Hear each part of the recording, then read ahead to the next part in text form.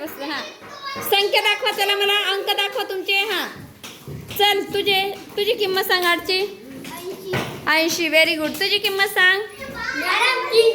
300. Very good. तुझी किंमत सांग.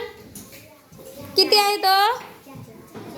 4. Very good. तुझी किंमत 4 आहे. चला लिहा. किती झाली संख्या सांगा बरं. नीट सांगा.